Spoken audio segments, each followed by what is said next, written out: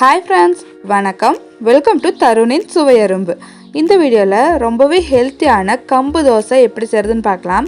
இது கூடவே கம்பு தோசைக்கு ரொம்பவே மேட்சான சுட்ட கத்திரிக்காய் தயிர் பச்சடி எப்படி செய்கிறதுன்னு பார்க்கலாங்க. இந்த கம்பு தோசை ரொம்ப டேஸ்டியாகவும், இதை நீங்கள் சுடும்போது வீடே அந்த அளவுக்கு மணக்குங்க. கம்பு உடம்புக்கு ரொம்பவே ஹெல்த்தியும் கூட. சரி வாங்க ஃப்ரெண்ட்ஸ், இந்த தோசையை எப்படி செய்கிறதுன்னு வீடியோக்குள்ளே போய் தெரிஞ்சுக்கலாம்.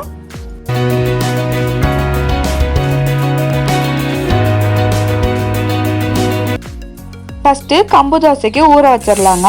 இதுக்கு நான் 2 கப் கம்பு ஆட் பண்ணிக்கிறேன். எந்த கப்பால் நீங்கள் அளக்குறீங்களோ அதே கப்பால் எல்லா பொருளையும் அளந்துக்கோங்க. இதில் நம்ம எந்த கப்பால் கம்பு அளந்தோமோ அதுலேயே 1 கப் அளவுக்கு பச்சரிசி ஆட் பண்ணிக்கிறேன். கூடவே 1 கப் அளவுக்கு உளுந்து, கொஞ்சம் போல் வெந்தயம் ஆட் பண்ணிக்கிறேன். பச்சரிசி ஆட் பண்ணாதாங்க தோசை நல்லா கிறிஸ்பியாக டேஸ்டியாக வரும். இது ஒரு தடவை நல்லா க்ளீன் பண்ணிவிட்டு ஒரு 2லேருந்து 3 தடவை வாஷ் பண்ணிக்கலாங்க. கழுவிட்டு அப்புறமா ஊற வச்சுக்கலாம். இந்த மாதிரி ஒரு பாத்திரத்தில் நம்ம எடுத்து வச்சுருந்த கம்பு உளுந்து எல்லாம் இருக்குது இல்லைங்களா, அதை நான் ஆட் பண்ணிக்கிறேன். ஆட் பண்ணிவிட்டு நான் ஒரு 2-3 தடவை கழுவிட்டு எடுத்துகிட்டு வந்துடுறேங்க. நல்லா கழுவி எடுத்துகிட்டு வந்துட்டேங்க. இப்போ இந்த கம்பில் கொஞ்சமாக தண்ணி ஆட் பண்ணிவிட்டு ஒரு 4லேருந்து 5 மணி நேரமாச்சும் ஊறணுங்க. அப்போ தான் மாவு நல்லா அரைப்பட்டு வரும். 5 மணி நேரம் நல்லா ஊறியாச்சுங்க. இப்போ இந்த கம்பை நல்லா அரைச்சிக்கலாம். நான் கொஞ்சமான அளவில் தாங்க ஊற வச்சுருக்கேன். அதனால எல்லாத்தையும் ஒரே டைமில் கிரைண்டரில் ஆட் பண்ணிக்கிறேன். இதை விட கம்மியாக நீங்கள் ஊற வச்சுருந்தீங்கன்னா மிக்சியில் கூட அரைச்சிக்கலாங்க. இது இப்போ தோசை மாவு பதத்துக்கு வந்ததுக்கப்புறமா எடுத்துடலாம். ரொம்ப நல்லா சாஃப்டாக தோசை மாவு பதத்துக்கு வந்துடுச்சு. இப்போ கிரைண்டர்லேருந்து நம்ம வெளியே எடுத்துடலாங்க. உளுந்து எடுக்கும்போது நம்ம கிரைண்டர் ஓடிட்டு இருக்கும்போதே எடுத்துடலாங்க. ஆனால் இது போல் எடுக்கும்போது ரொம்ப கேர்ஃபுல்லாக எடுக்கணும்.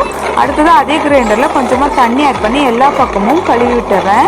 இது போல் செஞ்சிங்கன்னா கிரைண்டர் கழுவுறது ரொம்ப ஈஸியாக இருக்குங்க. நான் எப்போதுமே இது போல் தான் செய்கிறேன். ஆனால் இந்த மாதிரி செய்யும்போது ரொம்ப கேர்ஃபுல்லாக செய்யணும், இல்லைன்னா கை நசுங்கிறதுக்கு வாய்ப்பு இருக்குங்க. கம்பு தோசைக்கு மாவு சூப்பராக அரைச்சி எடுத்தாச்சுங்க. இது ஒரு 4லேருந்து 5 மணி நேரம் அப்படியே விட்டுருங்க, நல்லா பொங்கி வரும். எங்கள் ஊர் சில்லுன்னு இருக்கிறதுனால நான் நைட்டு ஆட்டிட்டு நைட்டு ஃபுல்லாமே விட்டுருவேன். இந்த கம்பு தோசை மாவை க்ளோஸ் பண்ணிவிட்டு அடுத்த நாள் நம்ம தோசை ஊற்றிக்கலாம். இப்போ அடுத்த நாள் காலையில் ஆயிடுச்சுங்க. இங்கே பார்த்தீங்கன்னா உங்களுக்கு தெரியும் எந்த அளவுக்கு பொங்கி வந்திருக்குன்னு. இப்போ இந்த மாவுக்கு தேவையான உப்பு ஆட் பண்ணிக்கிறேன். நான் எப்போதுமே தோசை ஊற்றுறதுக்கு கொஞ்சம் நேரத்துக்கு முன்னாடி தாங்க உப்பு ஆட் பண்ணி கலந்து விட்டுருவேன். ஏன்னா மாவு நைட்டே உப்பு ஆட் பண்ணி வச்சுருந்தீங்கன்னா இப்போ காலையில் தோசை ஊற்றினீங்கன்னா மத்தியானமே கூட புளிச்சிரும். அதனால் தோசை ஊற்றுறதுக்கும் ஒரு 10 நிமிஷத்துக்கு முன்னாடி உப்பு ஆட் பண்ணி கலந்து நான் தோசை ஊற்றிடுவேங்க. இது எங்களுக்கு போதுமான அளவாக இருக்கிறதுனால நான் ஒரேடியாக உப்பு ஆட் பண்ணிட்டேன். இதே மாவு கொஞ்சம் அதிகமாக இருந்தால் நான் கொஞ்சமாக எடுத்து வச்சுட்டு அதுக்கப்புறம் தாங்க உப்பு ஆட் பண்ணுறேன். இப்போ மாவு நல்லா ரெடி ஆகிடுச்சு. இது ஒரு பக்கம் இருக்கட்டுங்க. இந்த கம்பு தோசைக்கு தொட்டுக்கிறதுக்கு ரொம்பவே டேஸ்டியான சுட்ட கத்திரிக்காய் தயிர் பஜ்ஜி எப்படி செய்கிறதுன்னு பார்க்கலாம். இதுக்கு கேஸ் ஸ்டவ் மேலே கத்திரிக்காவை இது போல் வச்சு சுட்டு எடுத்துக்கலாங்க. நம்ம சுட்டுட்டு கத்திரிக்காய் பஜ்ஜி செய்யும்போது ரொம்ப டேஸ்டியாக இருக்கும். தோல் எல்லா பக்கமும் இது போல் கருப்பாகிறது வரைக்கும் சுட்டு எடுத்துக்கலாம்.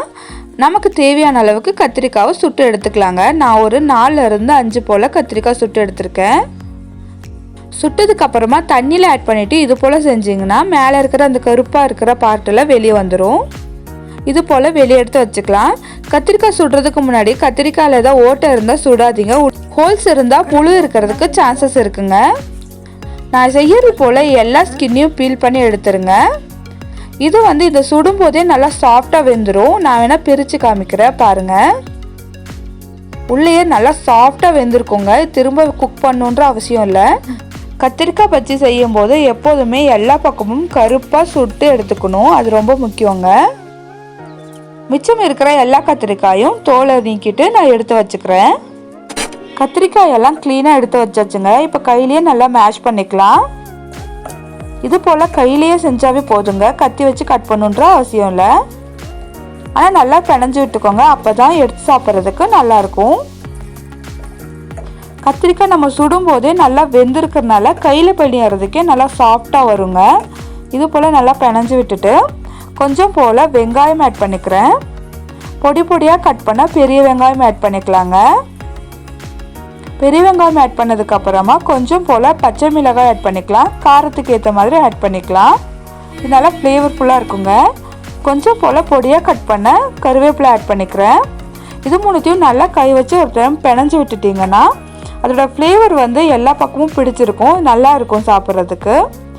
அடுத்ததாக தேவையான அளவுக்கு உப்பு. நான் ஒரு அரை டீஸ்பூன் போல் உப்பு ஆட் பண்ணியிருக்கேங்க. ஃபைனலாக கெட்டியான தயிர் ஆட் பண்ணிக்கலாம்.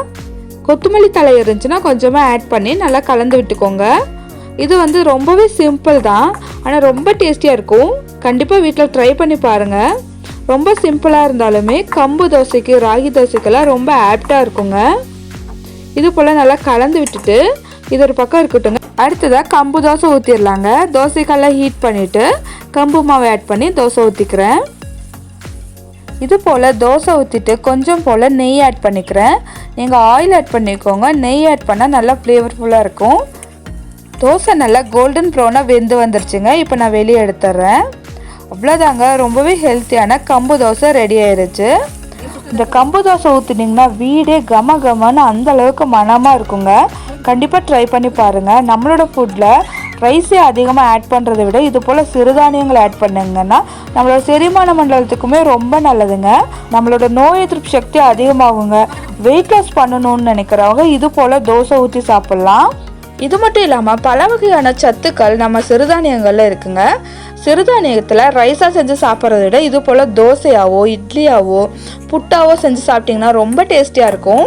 நம்ம ரெடி பண்ணி வச்சுருந்த தோசையோட சுட்ட கத்திரிக்காய் தயிர் பஜ்ஜி ஆட் பண்ணி சாப்பிட்டிங்கன்னா சாப்பிட்டுக்கிட்டே இருக்கலாங்க. இந்த கத்திரிக்காய் தயிர் பஜ்ஜியோட டேஸ்ட் வந்து பார்த்திங்கன்னா அந்த அளவுக்கு அருமையாக இருக்கும். இது தோசை கூட மட்டும் இல்லைங்க, சப்பாத்திக்கும் ரொம்ப நல்லாயிருக்கும், ராகி தோசைக்கு ரொம்ப சிம்பிளாக இருந்தாலும் டேஸ்ட் வைஸ் ரொம்ப நல்லாயிருக்கும். ட்ரை பண்ணி பாருங்கள். கத்திரிக்காயை சுடும்போது வர்ற அந்த ஸ்மோக்கி ஃப்ளேவர் ரொம்ப அருமையாக இருக்குங்க. இதில் நம்ம ஆட் பண்ணியிருக்கிற வெங்காயம், பச்சை மிளகா, கருவேப்பிலெல்லாம் ஒரு நல்ல ஃப்ளேவர் கொடுக்கும். கம்பில் அதிகமான அளவு நார்ச்சத்துக்கள் இருக்கிறதுனால நமக்கு மோஷன் ப்ராப்ளம்லாம் கிளியர் ஆயிருங்க. அது மட்டும் இல்லாமல் வெயில் காலத்தில் நம்ம உடம்ப குளிர்ச்சியாக வச்சுக்கிறதுக்கும் ரொம்ப ஹெல்ப்ஃபுல்லாக இருக்கும். இந்த தோசை வெயிட் லாஸ்க்கும் ரொம்ப ஹெல்ப்ஃபுல்லாக இருக்கும். இந்த தோசையை வாரத்தில் 2 நாள் சாப்பிட்டு வந்தீங்கன்னா ஒரு 2 மாதத்துலேயே நம்ம வெயிட் லாஸில் ஒரு நல்ல டிஃப்ரென்ஸ் தெரியுங்க. ஓகே ஃப்ரெண்ட்ஸ், இந்த வீடியோ உங்களுக்கு கண்டிப்பாக யூஸ்ஃபுல்லாக இருந்திருக்கும் நான் நம்புகிறேன். இது போல் தோசை செஞ்சு சாப்பிட்டு எப்படி இருந்துச்சுன்னு எனக்கு கமெண்ட் பண்ணி சொல்லுங்கள். இந்த வீடியோ உங்களுக்கு பிடிச்சிருந்துச்சுன்னா என்னோட சேனலை சப்ஸ்கிரைப் பண்ணிக்கோங்க. கூடவே இருக்கிற பெல் ஐக்கான் கிளிக் பண்ணிக்கோங்க. நான் எப்போல்லாம் வீடியோ போட்டாலும் அப்போல்லாம் உங்களுக்கு நோட்டிஃபிகேஷன் வந்துடும். கூடவே லைக் பண்ணிக்கோங்க ஃப்ரெண்ட்ஸ். அடுத்தடுத்த நண்பர்களுக்கு இந்த வீடியோ ஷேர் ஆகும். அடுத்த வீடியோவில் வேறொரு இன்ட்ரெஸ்டிங்கான ரெசிபியோடு உங்களை சந்திக்கிறேன். அது வரைக்கும் பாய் ஃப்ரெண்ட்ஸ்.